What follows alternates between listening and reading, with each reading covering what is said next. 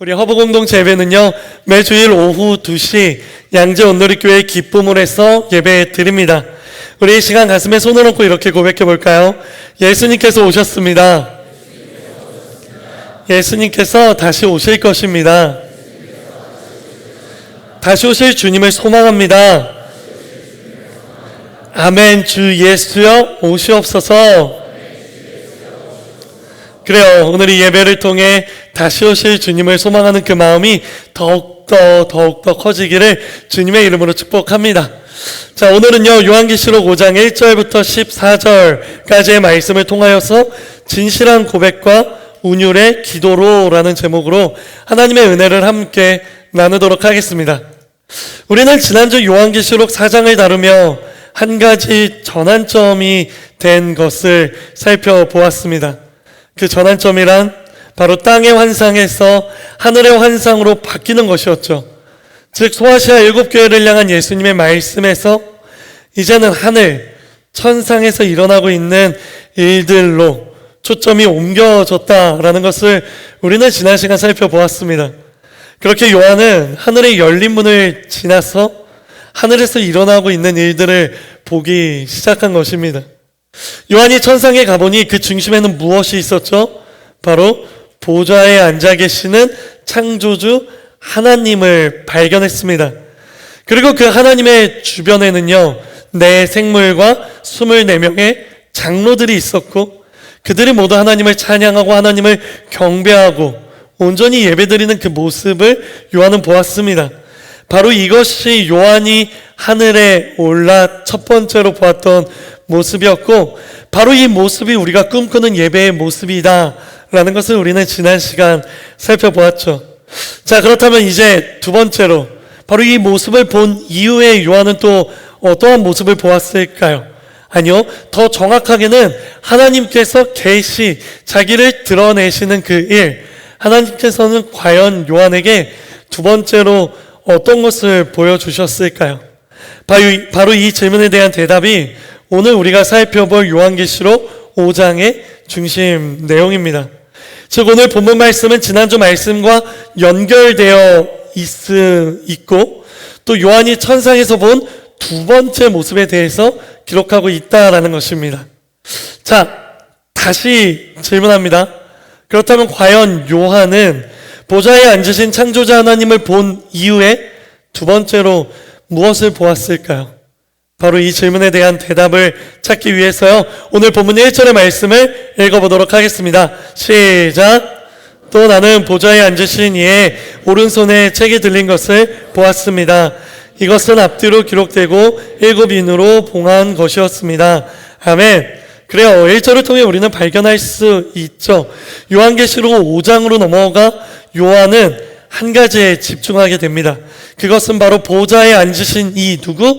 창조주 하나님의 오른손에 들린 책입니다. 그런데 그 책은 또 무엇라 기록하고 있죠? 이렇게 성경은 기록하고 있죠. 7인으로 봉해져 있다고 추가적으로 기록하고 설명하고 있는 것이에요. 즉 그 당시의 책들은 두루마리 형태로 되어 있었기 때문에 그 두루마리가 펼쳐지지 않도록 7개의 인으로 봉해져 있다라는 그 기록을요, 우리는 찾아볼 수 있는 것이에요. 바로 이 지점에서요, 우리는 한 가지 질문을 던져야 합니다. 그것은 바로 과연 그 책은 어떤 책일까라는 질문이에요.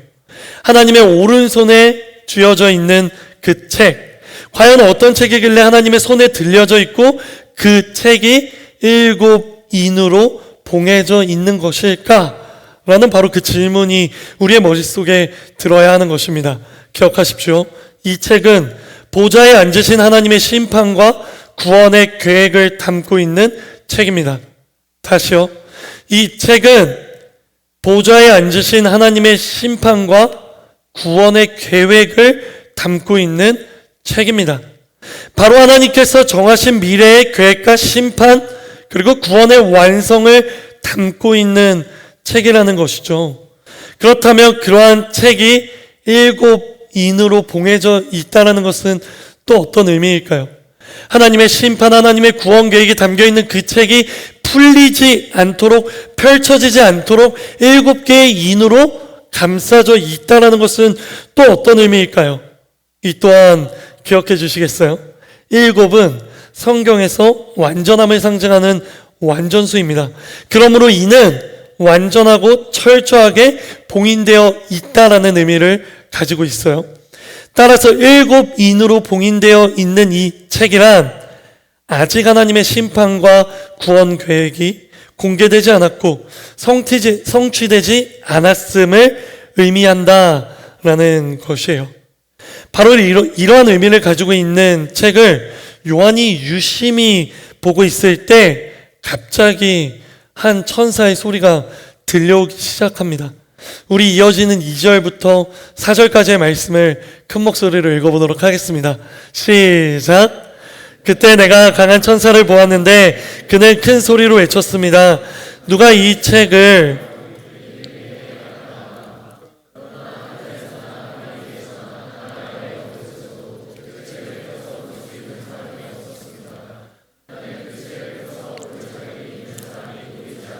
큰 소리로 울었습니다. 아멘.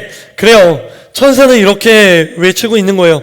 누가 이 책을 펴며 이 인을 떼기에 합당한가? 과연 7인으로 봉하여져 있는 이 책을 누가 펼칠 것인가? 누가 펼칠 수 있을 것인가? 이 말은 곧 누가 하나님의 심판과 구원 계획을 완성할 수 있는가? 라는 질문과도 같은 질문인 것이에요. 그런데 이어지는 3절의 말씀을 보니 이렇게 기록되어 있어요. 하늘에서나 땅 위에서나 땅 아래 어느 곳에서도 그 책을 펴서 볼 수 있는 사람이 없다. 즉, 이 책을 펼칠 수 있는 사람은 없다라고 성경은 이야기하고 있는 것이죠. 그 어떤 사람도 그 책을 펴서 볼 자격이 없어 요한은 지금 통곡하고 있는 것입니다. 그렇다면 요한은 왜 통곡하고 있을까요?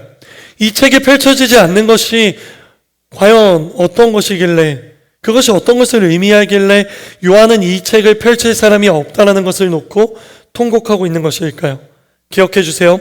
그 책을 펼칠 수 없다는 것은 곧 하나님의 심판과 구원 계획이 실현될 수 없음을 의미하는 것입니다.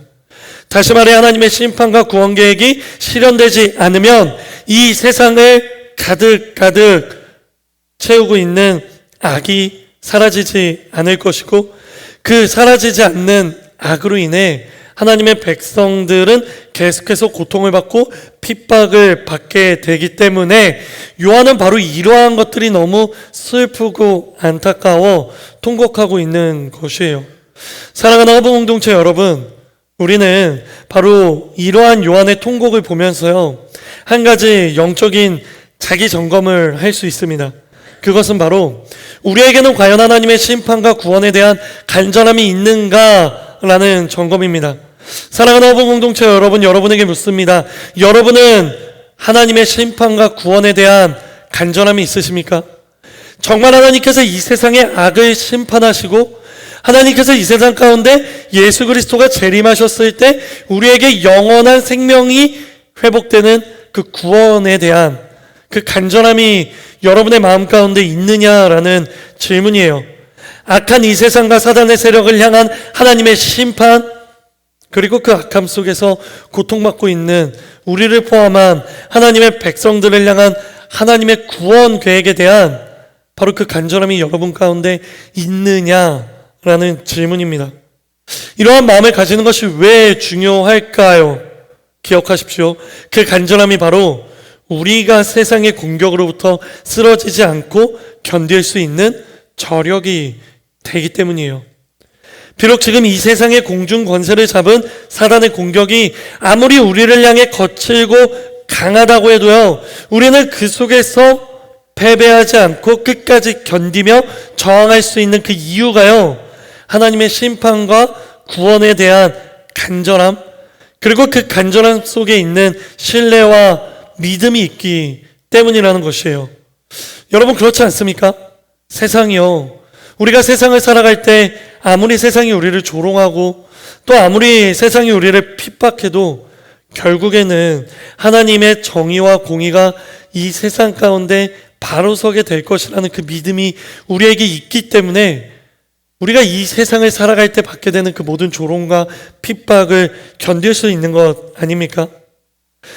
이 믿음과 이 간절함이 우리에게 있기 때문에 비록 우리의 삶 가운데 일어나는 그 고난과 핍박은 일시적인 고난과 핍박이라는 그러한 소망이 있기 때문에 우리는 그 일시적인 핍박과 박해를 견딜 수 있는 것 아닙니까? 왜냐하면 로마서의 말씀처럼 십자가의 도가 멸망하는 자들에게는 미련한 것이지만 십자가의 도를 믿는 우리, 구원을 받은 우리에게는 하나님의 능력이 되기 때문인 것이죠. 그렇기 때문에 십자가의 도라는 능력, 복음이라는 그 능력이 우리를 지켜주고 보호해 주는 거예요. 무엇으로부터? 세상의 공격, 세상의 조롱, 세상의 핍박으로부터 복음이 우리를 지켜준다라는 것이죠. 그렇게 되면 아무리 강한 고난이라는 태풍이 불어쳐도요, 또 고통이라는 폭우가 덮쳐와도요, 우리는 그 태풍과 폭우 속에서 뿔이 뽑히지 않고 견고하게 그 자리에 서서 우리가 있는 이 예배의 자리, 이 신앙의 자리, 바로 이 자리를 견딜 수 있고 이 자리를 지킬 수 있게 된다는 것이에요. 다시 말씀드립니다. 결국에는 하나님께서 이 세상의 모든 악을 깨부수시며 우리를 고난과 고통에서 건지실 것이라는 확고한 믿음이 있다면, 그 간절함이 우리에게 있다면 우리는 우리를 향한 공격이 아무리 거세다 할지라도 버틸 수 있고 견딜 수 있고 끝까지 갈 수 있는 것입니다. 그러니 기억하십시오. 고난이 끝이 있다는 것은 곧 소망이 있다는 것이고, 소망이 있다는 것은 곧 버틸 수 있는 힘의 근원이 된다라는 것입니다. 그렇기 때문에 요한은 봉해져 있는 책을 펼 수 있는 사람이 없다라는 것을 발견하곤 그렇게 슬펐던 거예요. 이 책이 펼쳐지지 않는다면 하나님의 나라, 하나님의 공의가 이 땅 가운데 세워지지 않을 텐데, 하나님의 나라와 공의가 이 땅 가운데 세워지지 않으면 우리를 향한 그 고난과 고통이 끝나지 않을 텐데, 이 고난과 고통, 핍박과 조롱이 끝나지 않는다면 과연 내가 견딜 수 있을까? 버틸 수 있을까? 그럴 수 없을 것 같다라는 마음이 들어서 요한의 소망이 무너진 것입니다. 그렇게 힘의 근원을 잃어버리게 된 거예요. 그러니 통곡할 수밖에 없는 것이죠. 어쩌면 요한이 통곡하고 있는 이 모습 속에 담겨 있는 것은요, 요한은 그 심판과 구원에 대한 간절함이 있었다는 것을 반증하는 것이기도 한 것입니다. 그러니 바로 요한이 통곡하며 그 자리에 주저앉을 수밖에 없었던 것이에요. 그러나 바로 그 순간 누군가가 통곡하고 있는 요한에게 말을 건넵니다. 그게 누구입니까? 바로 오늘 본문 말씀 5절의 말씀을 큰 목소리로 읽어보도록 하겠습니다. 시작. 유다 지파의 사자 다윗의 뿌리가 승리했으니 그 책과 그 7인을 열 것이다. 아멘. 누가 이야기합니까? 그래요. 보좌에 앉으신 창조주 하나님 옆에 있었던 24명의 장로들 가운데 한 명이요, 요한에게 이야기를 하기 시작하는 거예요. 뭐라 이야기합니까? 울지 마라. 소망이 없는 것이 아니다. 봉해져 있는 책을 펼 수 있는 사람은 없지만 유다 지파의 사자 다윗의 뿌리가 승리했으니 그가 그 책을 펼칠 것이다. 그가 그 책에 감싸져 있는 그 인을 풀 것이다 라고 말하는 것이에요. 그래요. 여기서 가장 중요한 것은 봉해져 있는 책을 펼 수 있는 사람은 없지만 그것을 여는 한 존재는 있다라는 것이 중요한 것이에요. 그 존재는 성경에 무엇라 기록합니까? 두 가지죠. 첫 번째, 유다 지파의 사자이며 다윗의 뿌리라고 기록하고 있어요. 유다 지파의 사자. 어디서 많이 들어보지 않았나요? 어디에 기록되어 있죠? 바로 유다 지파의 사자, 바로 창세기, 야곱이 죽기 전에 12아들에게 축복해주는 그 장면에 기록되어 있는 것이죠. 우리 함께 창세기 49장 9절의 말씀을 읽어볼게요. 시작. 유다는 사자 새끼다. 내 아들아, 내가 사냥한 먹이 위로 일어섰구나. 그가 웅크리니 사자 같으며 그가 암사자처럼 엎드리니 누가 감히 그를 일으켜 세우라. 아멘. 그래요, 바로 야곱이요 그의 아들 유다에게 한 축복인 것이에요. 유다 지파의 사자는 야곱이 그의 아들이 죽기 전에, 그의 아들에게 자신이 죽기 전에 유다 지파를 축복하는 이야기였어요. 그러면서 유다 지파를 향해 말합니다. 유다야, 너는 사자다 말하는 것이에요. 그 사자가 담긴 의미는 무엇입니까? 그 누구보다 강한 힘과 능력이 있는 존재다 라는 것을 이야기하고 있는 것이죠. 그렇다면 두 번째, 다윗의 뿌리는 어디에서 우리가 읽어본 적이 있습니까? 바로 이사야서에서요 반복적으로 기록하고 있습니다. 특별히 이사야 선지자를 통해 메시아에 대한 예언을 할 때마다 이사야 선지자는 이렇게 말합니다. 다윗의 뿌리, 이새의 뿌리, 다윗의 싹, 이새의 싹. 그래요, 이사야는 하나님으로부터 들은 예언, 바로 하나님의 말씀을 전하고 기록하며 바로 이 다윗의 뿌리에 대해 지속적으로 이야기하고 있고, 이 다윗의 뿌리가 곧 메시아라는 것을 이야기하고 있는 것이에요. 그런데 여러분, 여기에 다윗의 뿌리, 이삭의 뿌리, 다윗의 싹, 이사의 싹 이렇게 반복되어서 나온다고 했죠. 그럼 여러분에게 아주 쉬운 질문 하나 드립니다. 이새는 누구입니까? 이새는 누구이길래 다윗의 뿌리, 이새의 뿌리라고 나올까요? 이새는 다윗의 아빠입니다. 따라서 다윗의 뿌리는 곧 이새의 뿌리가 될 수밖에 없고, 이새의 싹은 곧 다윗의 싹이 될 수밖에 없는 것이에요. 이에 대해 헷갈리면 안 되는 것입니다. 정리하면요, 유다 지파의 사자이면서 동시에 다윗의 뿌리라는 수식은 곧 사자와 같은 강한 능력과 힘을 가지신 분이 이스라엘에서 가장 위대한 왕, 최고의 왕이었던 다윗의 자손으로 오게 될 것이다 라는 것을 이야기하고 있는 것이에요. 바로 그 사자 다윗의 뿌리로서 또 사자와 같은 강한 능력을, 힘을 가지신 분이 하나님의 오른손에 있는 그 7인으로 봉해져 있는 그 책을 열게 될 것이다 라고 이야기하는 것이에요.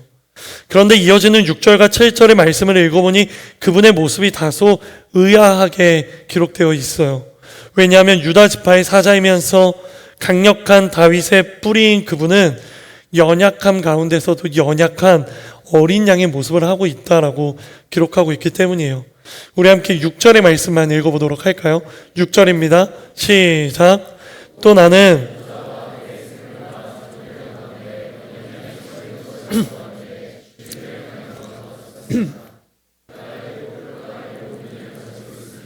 이 눈들은 온 땅에 보냄을 받은 하나님의 7 영입니다. 아멘. 그래요, 하나님께서 앉아 계시는 보좌와 내 생물 그리고 24명의 장로들 사이에 무엇이 있었다고요? 죽임을 당했던 것 같은 어린 양이 있었다라는 것입니다. 즉 초반에 들렸던 질문, 요한이 하늘문을 지나 천상에서 보게 된 첫 번째는 보좌에 앉으신 창조주 하나님, 그리고 그 창조주 하나님을 예배하는 내 생물과 24명의 장로였다면, 두 번째로 요한이 보게 된 것은 바로 그 창조주 하나님 오른손에 있는 7인으로 된 책과 그리고 또 하나 어린 양의 모습을 봤다라는 것입니다. 그런데 그냥 어린 양도 아니고 죽임을 당했던 것 같은 어린 양이라고 성경은 기록하고 있어요. 사랑하는 허브 공동체 여러분, 너무 역설적이지 않습니까? 7인으로 묶여있는 책을 펼칠 수 있는 그 존재, 다윗의 뿌리에서 나오고 또 그 누구보다 강한 유다 지파의 사자로 기록되어 있는 그 존재가 어린 양의 모습을 하고 있다는 것이에요. 사자와 어린 양, 굉장히 대조적인 관계인 것이죠. 분명 강한 청사로부터 들은 소리는 사자였는데 눈을 들어 실제로 보니 사자가 아닌 어린 양이었던 것이에요. 그렇다면 우리는 여기서 두 번째 질문을 던져야죠. 왜 다를까? 강한 천사는 사자라고 표현했는데 왜 요한이 보게 된 것은 어린 양일까? 이것이 왜 차이가 나는 걸까? 이게 우리가 가져야 하는 두 번째 질문인 것이에요. 기억하십시오. 그것이 바로 하나님의 구원 계획의 원리이기 때문인 것이에요. 하나님의 어린 양은 힘도 있고 능력도 있지만 그는 그 능력과 힘을 사용하지 않고요. 그대로 죽으시는 하나님의 구원 계획이었던 것이에요. 여기서 말하는 이 어린 양은요, 연약한 어린 양이 아닙니다. 강한 천사가 말한 것처럼 그 어린 양은 강한 힘과 능력을 가지고 있는 어린 양이에요. 그런데 그 어린 양이 그 능력을 사용하지 않고 처참하게 죽게 되는 모습을 우리는 발견하게 된다는 것입니다. 바로 이 지점에서 우리는 한 가지 영적인 메시지를 발견하게 되는 것입니다. 그것은 바로 어린 양은 특별한 목적을 위해 의도적으로 그 힘과 능력을 사용하지 않았다라는 것이에요. 힘과 능력이 없어서 죽임당한 것이 아니라 힘과 능력이 있지만 어떠한 목적을 위해 의도적으로 그 힘과 능력을 사용하지 않고 죽었다라는 것이에요. 이에 대한 근거가 바로 6절에 기록되어 있는 어린 양에 대한 묘사인 것이에요. 우리가 방금 함께 읽었죠. 그 어린 양에 대해서 무엇라 기록합니까? 볼펜이 있으신 분은 밑줄 그어주세요. 그 어린 양은 7뿔과 7눈을 가지고 있었다라고 기록해요. 여기서 말하는 7도 앞에서 살펴본 것처럼 완전함을 의미하는 완전수예요. 그렇다면 뿔은 무엇이고 눈은 무엇입니까? 7뿔이란 완전한 권능을 의미하는 것이고요. 7눈이란 완전한 지혜를 의미하는 것이에요. 즉, 그 7인으로 봉해져 있는 말씀을 펼칠 수 있는 그 어린 양은 7뿔, 7눈을 가지신, 즉 완전한 권능과 완전한 지혜를 가지신 분이다라는 것을 6절을 통해 우리는 확인할 수 있는 거예요. 그렇다면 이제 두 번째 단계, 왜 그 능력을 사용하지 않고 죽으셨을까? 왜 그 능력을 사용하지 않고 그 어린 양은 처참한 죽음을 맞이하였는가? 어떠한 의도와 목적이 있었던 거지? 라는 질문인 것이죠. 이에 대해서는요, 구약의 말씀을 좀 살펴보아야 합니다. 가장 먼저 출애굽기 12장 13절의 말씀을 읽어볼까요? 시작. 그것이 표시가 돼 내가 그 피를 볼 때 너희를 그냥 지나칠 것이다. 그러므로 재앙이 너희에게 내려 너희를 멸망시키는 일이 없을 것이다. 아멘. 그래요. 어린 양의 피를 문설주에 바르면 그것이 표시가 되어 그 어린 양의 피를 보고 그냥 지나갈 것이라는 바로 이 말씀. 이 말씀은 어떤 말씀이죠? 바로 모세가 이집트에게 일으킨 10가지 재앙 중 몇 번째?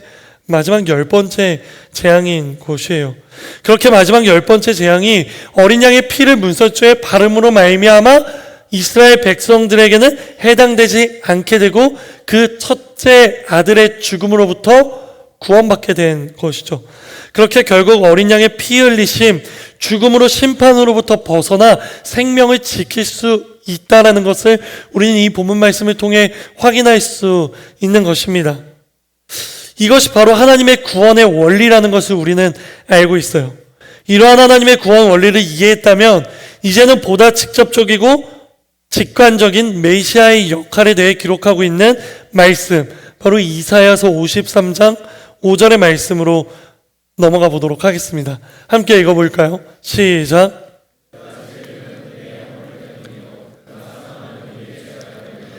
그가 징계를 받음으로 우리는 평화를 누리고 그가 채찍에 맞음으로 우리는 나음을 받았도다. 아멘. 어린 양 되시는 예수님께서 그분의 힘과 능력을 사용하시지 않은 이유가 바로 여기에 있습니다. 어린 양의 피를 문설주에 바름으로 말미암아 구원을 얻게 된 그 하나님의 구원 원리가요, 바로 이사야서 53장을 통해 예수님, 어린 양 되시는 예수님의 구원 원리로 적용되기 때문이에요.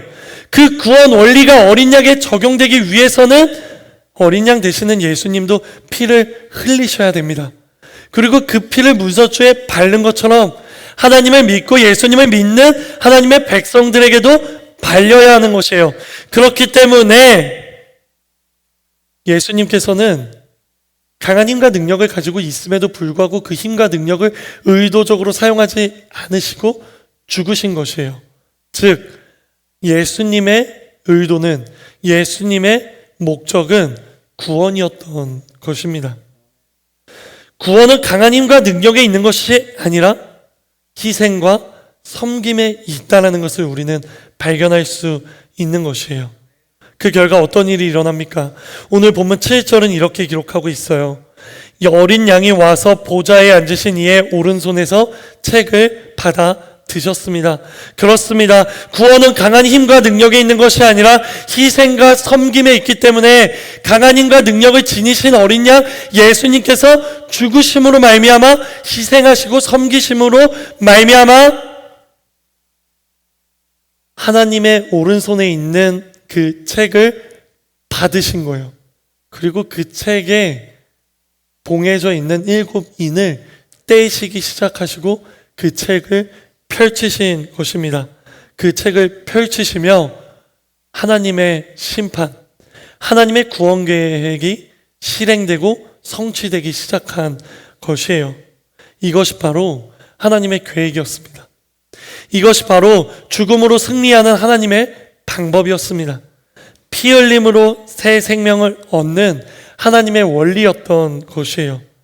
이러한 의도적인 목적을 위해 예수님은 순수히 붙잡히셨고 채찍 맞으셨으며 피 흘리셨고 십자가에 달려 죽으셨습니다. 그렇게 예수님이 어린 양이 되어 죽으신 것입니다. 그러므로 십자가의 길로 승리한다라는 것은요, 어린 양처럼 자신을 희생함으로 또 자신의 목숨으로 사람들을 섬김으로 승리한 어린 양의 그 승리를 따라가는 것이 바로 십자가의 승리를 말하는 것이에요. 사랑하는 허브공동체 여러분, 여러분에게 물어보고 싶어요. 이 질문에 정말 아멘이신 분들만 아멘으로 대답하시기 바랍니다. 여러분은 예수님이 걸어가신 그 길을 걷고 싶으십니까? 정말로 여러분은 그 십자가의 길을 걷기 원하십니까? 아직도 예수님께서 걸어가신 그 길을 걷겠다라고 이야기하고 싶으십니까? 그 걸음이, 그 길이, 승리의 길이 우리가 생각하는 그 승리가 아니라 희생과 섬김의 길임에도 불구하고 여러분은 여전히 그 길을 걷고 싶냐는 질문이에요. 만약 여러분이 이러한 질문에 아멘이라면요, 그렇다면 여러분도 예수님처럼 희생하고 섬겨야 한다는 것을 각오하십시오. 남들보다 때로는 손해를 볼 수도 있고 때로는 조롱과 핍박을 당할 수도 있다는 것을 각오하십시오.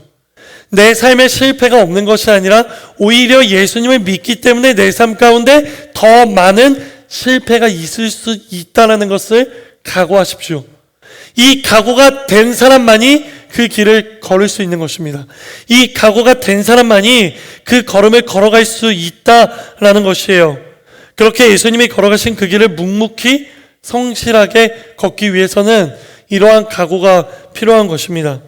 비록 그 과정이 쉽지 않겠지만 그 과정 속에서 24시간 예수님만 바라보며 걷다 보면요, 우리에게 많은 상처가 있을 수 있지만 어느새 우리도 예수님처럼 하나님의 비전을 성취하고 또 예수님처럼 하나님의 사랑을 전달하는, 하나님의 뜻을 세상에 선포하며 하나님의 마음을 세상에 전달하는 그러한 역할을 어느샌가 감당하고 있는 여러분의 모습을 발견할 수 있다는 것입니다.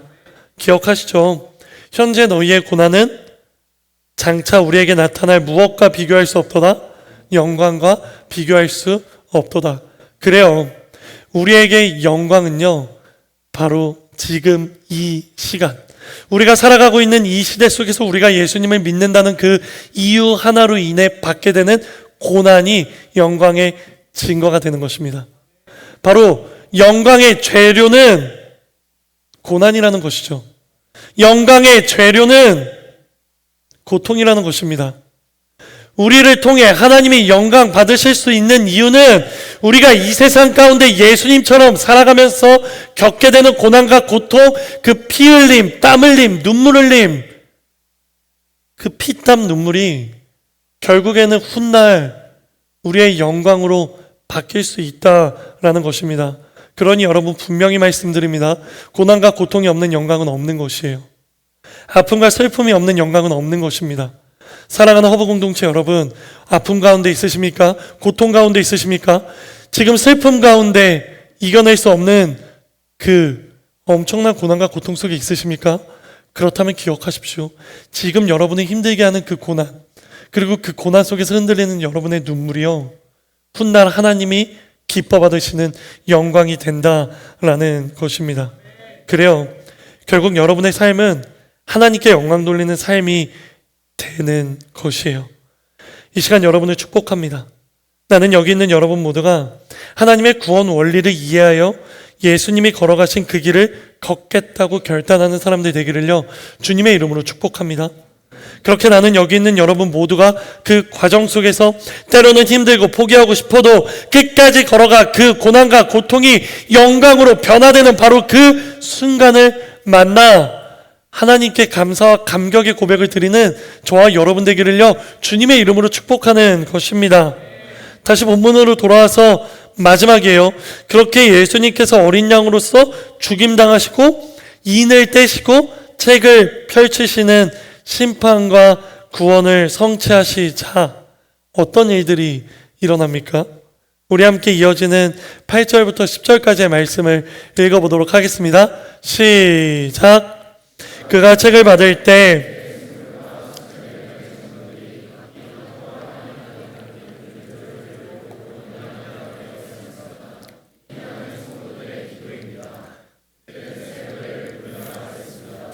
주는 그 책을 취해 인들을 떼기에 합당하십니다.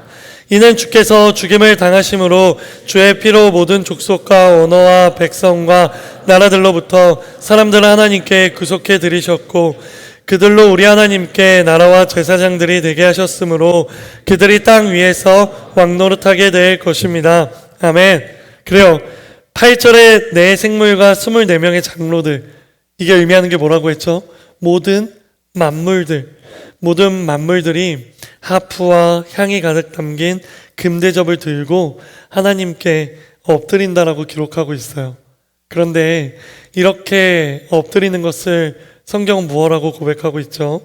그것은 바로 만물이 하나님께 드리는 향은 바로 성도들의 기도이다라고 이야기하고 있는 것입니다. 그리고 그들은 이어서 새 노래로 찬양하게 되는 것이에요. 어린 양이 강한 힘과 능력을 가지고 자신을 죽이려는 그 악의 세력과 맞서 싸워 자신의 생명을 지킨 것이 아니라 강한 힘과 능력을 가지고 있었지만 하나님의 구원 원리를 알기에 그 힘과 능력을 의도적으로 사용하지 않고 붙잡히셔서 죽으심으로 말미암아 이룬 그 구원, 그렇게 하나님의 심판과 구원 원리가 담겨져 있는 그 책이 펼쳐지며 심판과 구원이 성취되었을 때 그 주변에 있는 모든 만물들은 그 예수님께 기도하고 새 노래로 찬양하기 시작했다라고 기록하고 있어요. 사랑하는 허브 공동체 여러분, 기도와 찬양, 이 둘의 공통점이 무엇인 줄 아세요? 기도와 찬양의 공통점은 둘 다 하나님을 향한 우리의 마음의 고백이라는 것이에요. 이러한 측면에서 찬양도 기도가 되는 것입니다. 어떤 기도요? 따라해 볼까요? 운율이 있는 기도. 우리의 마음을 멜로디라는 운율에 넣어 가사라는 기도 제목을 가지고 하나님께 고백하는 것, 그것이 바로 운율이 있는 기도, 찬양이라는 것입니다. 바로 이러한 기도와 찬양이 지금 천상에서 어린 양 되시는 예수님을 향해 드려지고 있는 것이죠. 사랑하는 허브 공동체 여러분, 저는 이 부분을 묵상하며 한 가지 꿈을 꾸게 되었어요. 하나님, 우리 허브 공동체도요, 날마다 어린 양 되시는 예수님께 기도하고 찬양하는 공동체 되게 해주십시오. 우리 허브 공동체의 모든 청년들의 입술에서요, 기도가 끊이지 않게 해주시고 찬양이 멈추지 않게 해주십시오. 그렇게 지금 천상에서 드려지고 있는 바로 그 기도와 찬양이 바로 이곳 이 자리에 우리를 통해서도 그 기도와 찬양이 울려 퍼지게 해주십시오. 그렇게 우리 모든 청년들의 삶의 자리에 그러한 일들이 실현되게 해주십시오 라는 꿈을 꾸는 것입니다. 여러분, 간절히 바라옵기는 이 꿈이 그저 꿈으로 끝나지 않게 되기를 소망합니다. 그리고 더 간절히 바라옵기로는 이 소망이 저의 소망으로 그치지 않고 여기 있는 여러분들의 소망으로 확장되기를 주님의 이름으로 축복합니다.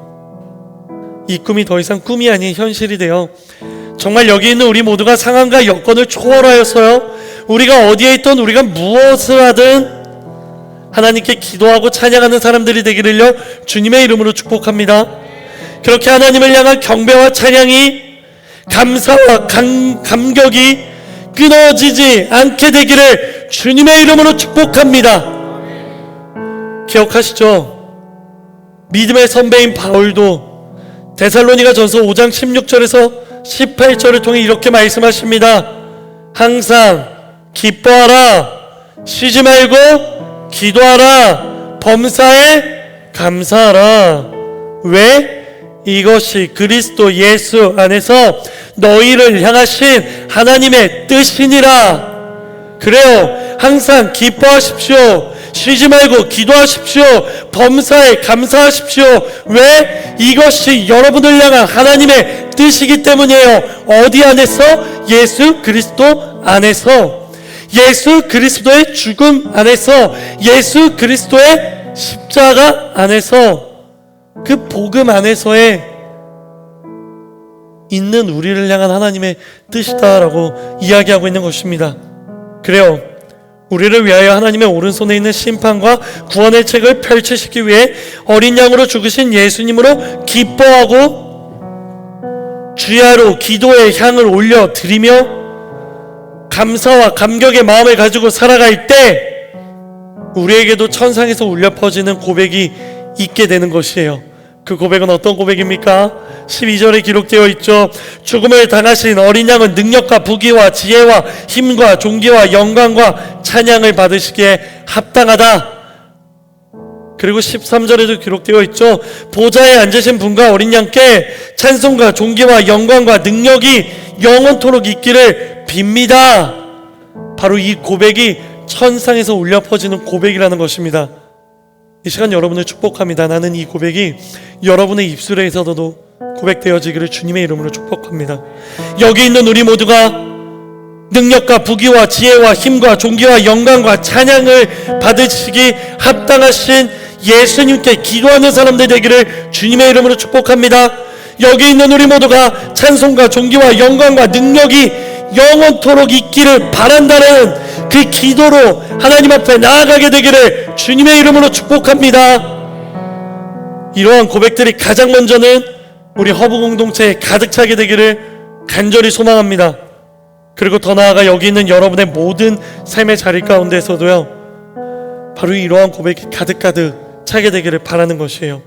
그렇게 영원 무궁토록 어린 양 되시는 예수님께 기도하고 그분을 찬양하며 그분이 걸어가시는 그 길을 따라 끝까지 걸어가는 하나님의 아름다운 자녀, 예수님의 멋있는 제자가 되기를요 주님의 이름으로 축복하는 것입니다.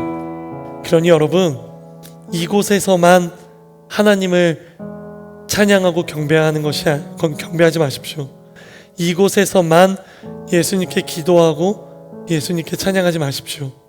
이곳을 넘어 여러분이 살아가는 모든 삶의 자리 가운데 여러분의 기도의 향을 올려드리고 여러분의 찬양의 그 고백을 올려드리는 여러분 되기를 소망합니다. 우리 이러한 마음을 담아서 함께 하나님 앞에 찬양하며 나아가기 원합니다. 여러분, 제가 찬양이 뭐라고 말씀드렸죠? 온율이 있는 기도라고 말씀드렸어요. 이 시간 온율이 있는 기도로 하나님 앞에 고백하며 나아갑니다. 바로 주는 존귀하신 분이라는 찬양으로 하나님께 찬양할 때 이 찬양의 가사가 하나님께 고백하는 기도의 제목들이 되는 저와 여러분 되기를 소망합니다. 우리 이 시간 함께 찬양하겠습니다. 주는 존귀하신 분,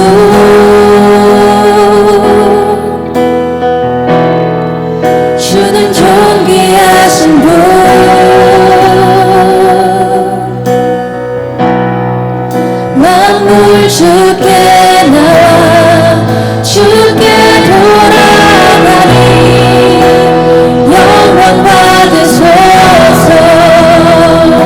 주는 존귀하신 분, 주는 존귀하신 분,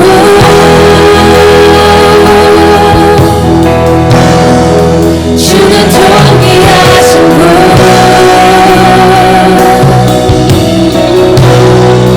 만물 주께 나와 주께 돌아가니 영광 받으소서. 우리 이 시간 그 자리에서 일어나서 찬양하기 원합니다.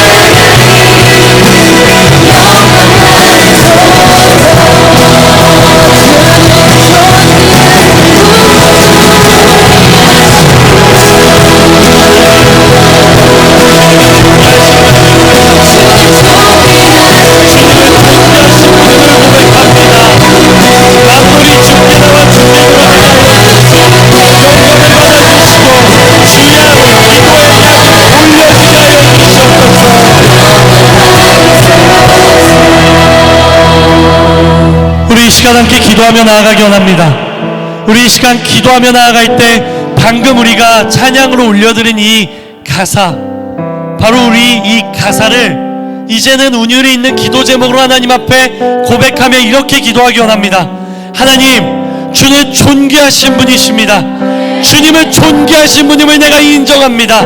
만물이 주께 돌아가 영광 올려드리는 것처럼 나도 주님께 돌아가 영광 올리게 하여 주시옵소서. 주야로 기도의 양이 올라가게 하여 주시옵소서. 주야여 나의 입술에서 기도의 고백이 나오고 찬송의 고백이 터져 나오게 하여 주시옵소서.